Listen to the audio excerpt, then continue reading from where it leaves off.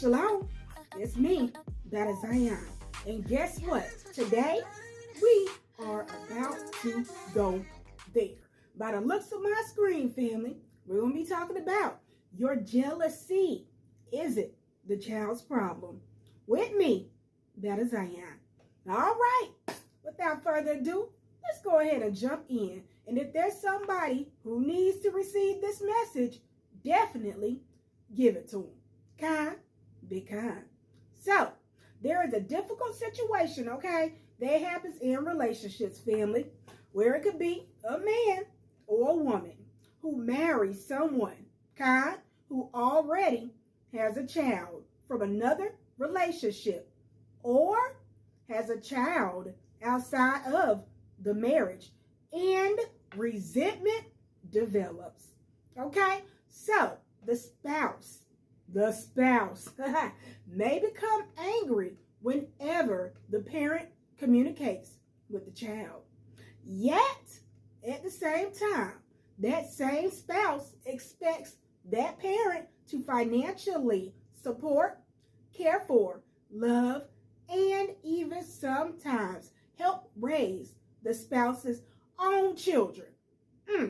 So, royal family, the question is this: can you demand responsibility toward your child while ultimately demanding that the parent abandons communication with their own seed?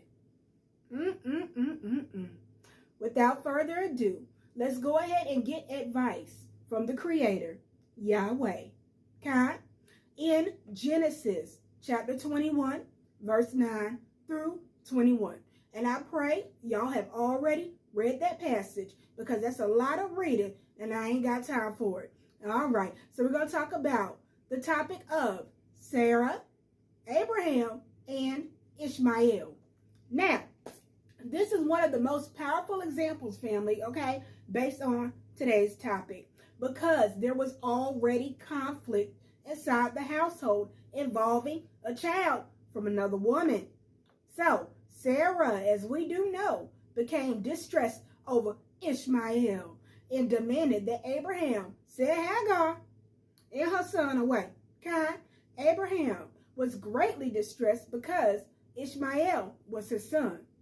Yahweh then told Abraham to listen to Sarah concerning the household matter, but Yahweh also made clear that Ishmael would not simply be forgotten or destroyed.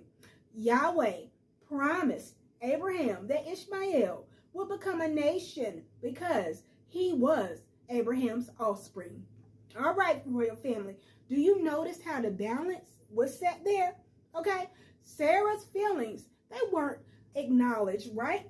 They were acknowledged, Slika, but Ishmael's existence and future were not erased, okay?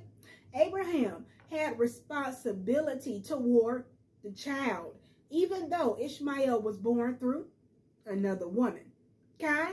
So, the issue was household position and inheritance, not erasing the child. Okay? That's a major distinction for modern relationships. So, let's look at it like this. A spouse could potentially say, this person cannot be allowed to disrupt our household. But that is especially different from someone stating, you are forbidding communication with your own child while I expect you to provide for and care for my child or children. Be kind. The situation within Abraham, Sarah, and Ishmael teaches us something very important, okay? That a spouse's jealousy, anger, or discomfort does not make the child cease to be the parent's child, okay? So, in Genesis 21, also shows that a household boundaries and parental responsibility are not necessarily the same thing. They're two different things, okay? And here's another thing, family. Sarah's request was accepted by Yahweh, within specific circumstances, okay, and divine promise concerning Isaac, right? So, it should not automatically be transformed into a universal principle, which some of y'all out here be doing, that a husband or a wife can demand separation between a biological parent and child whenever jealousy or resentment arises. The most valid, important point is that Yahweh himself demonstrated concern for Ishmael after the separation. Okay? So, what you can pretty much ask yourself if you are going through this, or somebody you may know that's going through this, whatever. Okay, so a spouse may actually have a legitimate concern, right, about what happens inside the marriage, but that does not automatically mean the child should be treated as though they do not exist, okay? And that's a problem when some of you spouses are out here married to people who you already knew they had children before you, okay? All right, so let's go ahead and jump to Deuteronomy 21, verse 15 through 17. And we're going to talk about the child, okay, who must not be punished for the parents' decisions, okay? Let's go. If a man has two wives, okay, one loved and the other unloved, and both the loved and the unloved have borne sons, but the firstborn is the son of the unloved one, when he wills his property to his sons, he may not treat as firstborn the son of the unloved one who is older. Instead, he must accept the firstborn, the son of the unloved one, and allot to him a double portion of all he possesses. Since he is the first fruit of his vigor, the birthright is his due. Slika. Okay, so pretty much what's going on right here is that Yahweh addresses a man who has two wives, okay? Because we know the poly is a thing within our culture, all right? One loved and one less loved. And the children are both from different women, right? The Torah specifically protects the rights of the son who is less loved by the less loved wife, okay? Which ultimately forbids the father from allowing his personal feelings toward the mother to determine the child's inheritance, okay? The firstborn son must receive his rightful portion because he is the father's firstborn, okay? So the principle is extremely important here, all right? The Torah separates the father's relationship with the mother from the child's identity and the rights. Okay, so if the Torah does this right as perfectly as Yah is, so this would be this. The child did not choose who their parents would be, right? Yah chose who the parents would be of that child. The child did not create the conflict between the two parents. Okay, so this is where I need y'all to do y'all math. Y'all 1 + 1 = 2.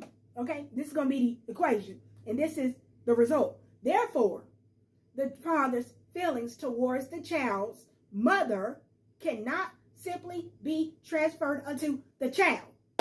All right. And then here's another thing, because now we're going to divide it, right? And we're going to put the 1 over there, 0.5, and we're going to point at you, spouse, and it states to you. So, as the spouse, you cannot harbor hate over a situation that you were not a part of years ago to have the results, which would be said child, okay, with your rusty behind feelings. You can't do that whatsoever. All right. So, this type of situation should be examined by ourselves, mainly you, because this is why I'm making the thing, because I ain't got no problems.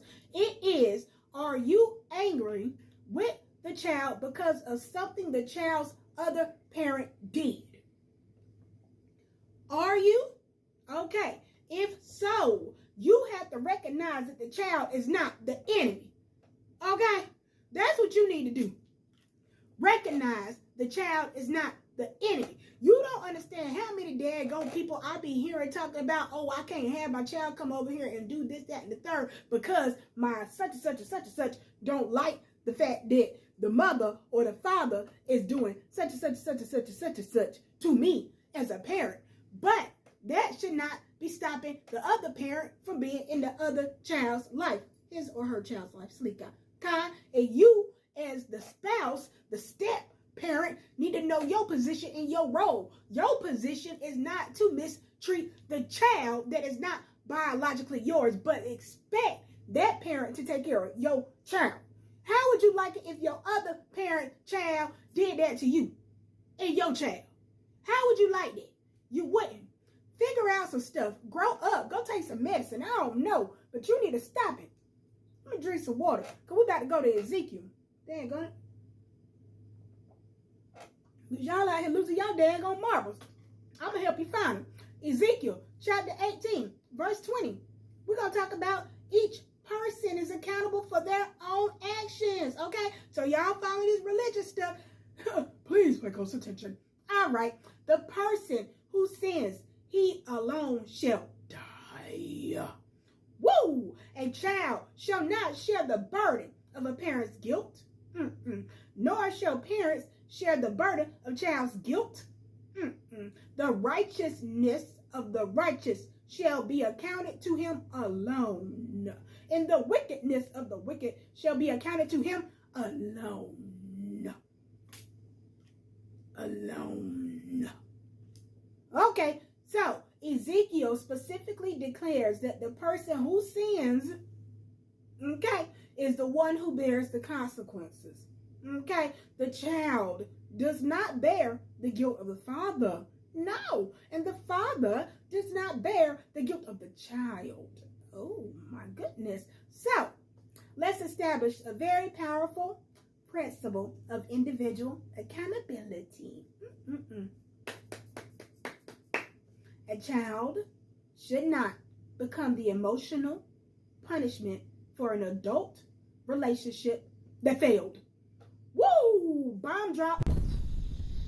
Definitely putting that in here. So, knock, ding dong, anybody home? Anybody home?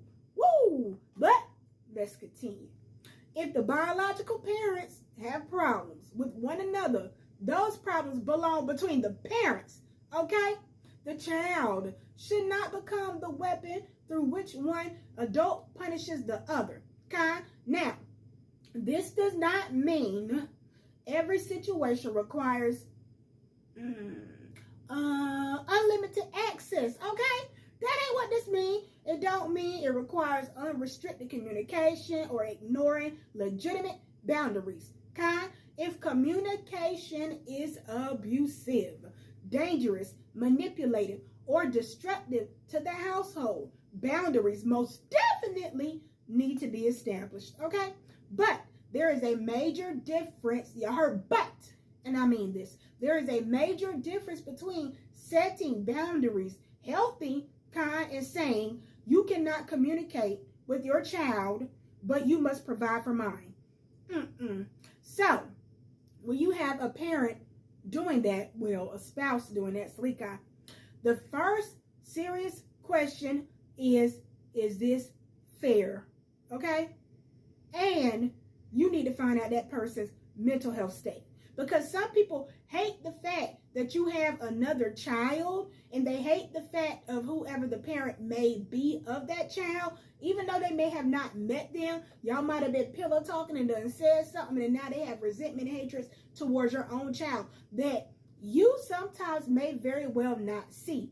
Or sometimes you may see it, and you might choose to overlook it, which if you are doing that, that's a problem on your part, okay?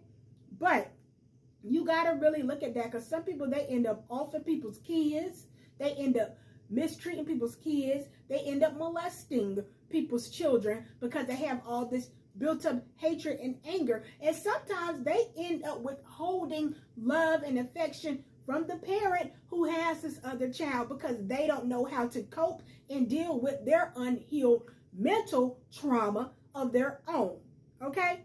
And the best thing you can do for somebody like that is get them some daggone help. or separate. Something. But don't you ever stop being a child to your own seed. That's foolishness. Kind, be kind. Now, if you expect your spouse to love, provide for, protect, and sacrifice for your child, then you should carefully consider whether you are asking them to deny those same parental responsibilities toward their own children. Okay? Now, the Tanakh repeatedly teaches justice, righteousness, impartiality, and responsibility. Okay? Now, because we already know that the child did not create the previous relationship. Okay? The child did not choose the circumstances of their birth. Sometimes people be having these one-night stands, okay? Some of y'all might be having a little bit too much to drink. Some of y'all might be mad with somebody you was already dating and done stepped out the relationship. I don't know. The child didn't create that circumstance, okay? So the child should not be forced to carry the emotional consequences of adult jealousy. And that's exactly what it is, okay?